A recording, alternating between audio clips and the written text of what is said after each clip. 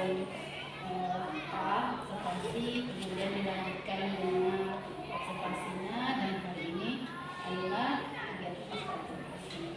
Ya, sebelumnya Juli ini adalah guru yang mampu mata pelajaran IPA ya di SMP Negeri 5 Kabupaten Selatan.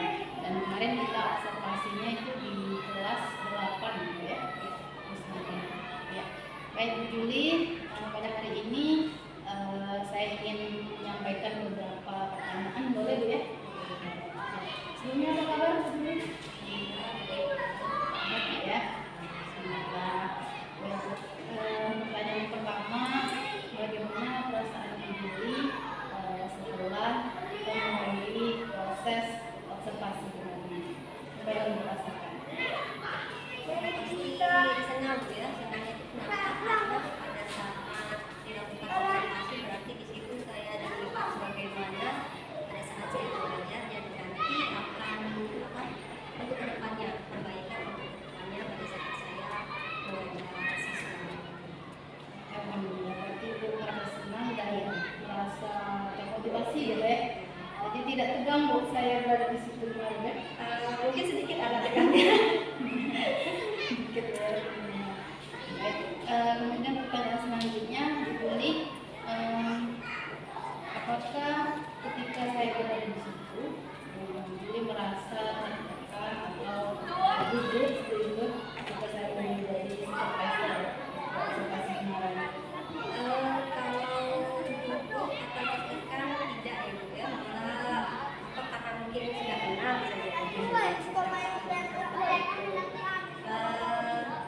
tapi kalau gugup mungkin ada sedikit karena biar bagaimanapun kita dilihat kan, siapapun yang melihat pada saat proses kita mengajar pasti ada rasa gugupnya, tapi itu sedikit lebih enjoy kan.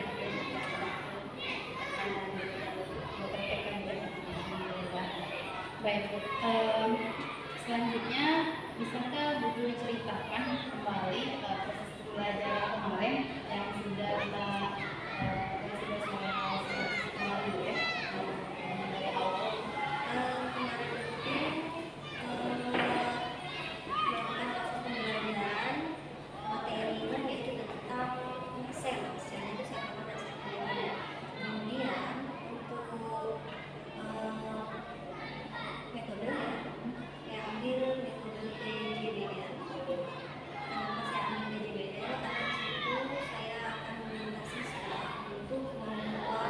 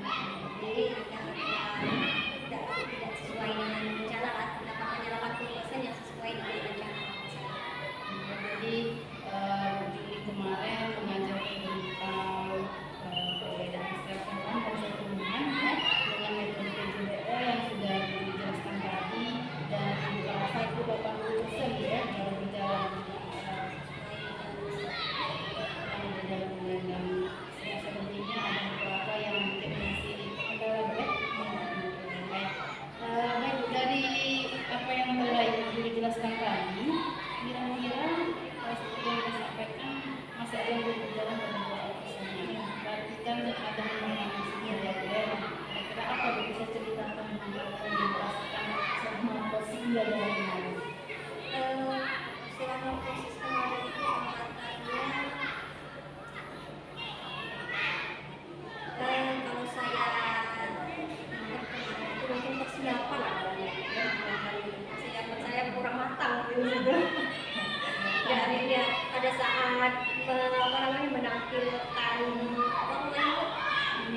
video ya, pada saat menampilkan video itu ada trouble kemarin dulu. Kemudian di waktu saya tidak bisa belum bisa memprediksikan kemampuan siswa pada saat mereka harus membuat project sel hewan dan sel tumbuhan dalam kelompok mereka.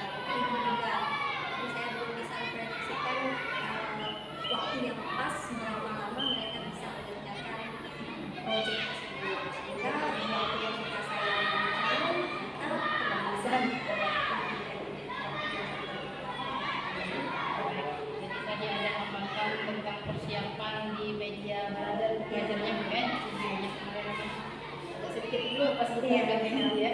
Jadi persiapan sama manajemen waktunya ya. Jadi masuk ke kegiatan proyeknya siswa masih tidak sesuai dengan waktu yang direncanakan. Kira-kira hambatan lain ada terkait jenis siswa, aktivitas siswa? Keaktifan siswa, kalau saya lihat ada kelompok yang anak itu belum bisa mengikuti proses dalam pelaksanaan pembuatan model tersebut. Jadi terkesan dia tidak ada kerjaan seperti itu. Tapi kalau saya pikirkan lagi, mungkin faktor itu tadi jumlah kelompok. Kalau saya lihat dari faktor jumlah kelompok bisa jadi karena mereka berjumlah 4 kelompok, tapi pada saat pembagian itu mungkin dia bingung di mana ini sudah ada jadwal kawan, ini kawan. Jadi saya tuh mau apa? Di situ proses dia bingungnya kemarin. Mau masuk ke kawannya yang lain, gimana itu? Padahal kemarin kan ada juga saya dekati untuk motivasi, ayo ikut kegiatannya apa, bantu kawannya di situ. Pada saat mau bantu kawannya, mungkin kawannya yang mau dibantu tadi kerasa sudah cukup, jadi agak tertolak mungkin di situ. Kalau saya lihat seperti itu. Ada masalah di terdapat siswa dari kelompok tersebut Iya, yang kurang aktif kurang aktif ya, karena terkesan tidak kerja mungkin karena kerjaan sudah di handle online, jadi merasa santai-santai ya. Jadi mungkin situ tanggung jawabnya ya, sama pengambilannya juga lebih muncul di rumah.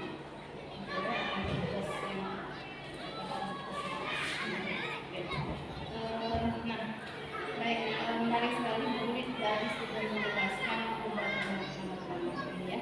Jadi ada masalah persiapan ya, kemudian ada masalah manajemen waktu, kemudian ada juga siswa yang tidak aktif dalam satu kelompok dalam mengerjakan sebuah tugas siswa.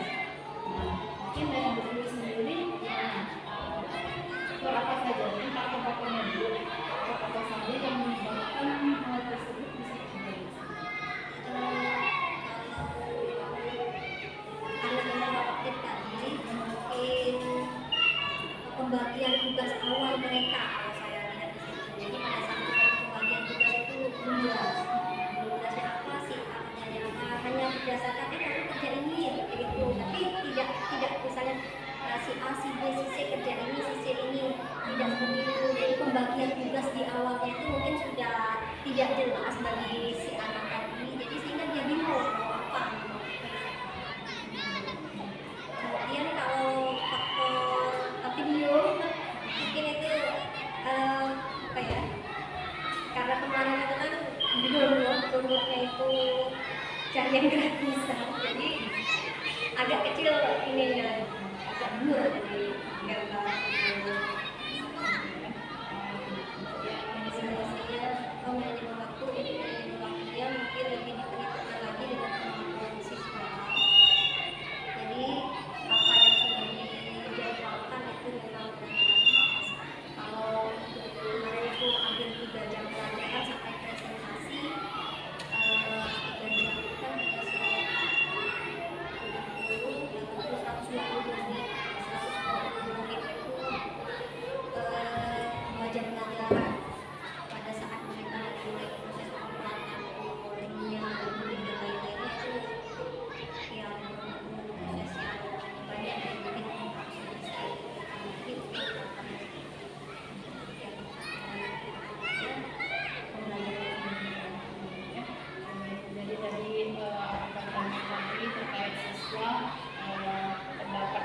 pembagian tugasnya belum jelas mungkin dalam kelompok gitu ya, jadi terkesan mereka bekerja sendiri-sendiri sebenarnya ya.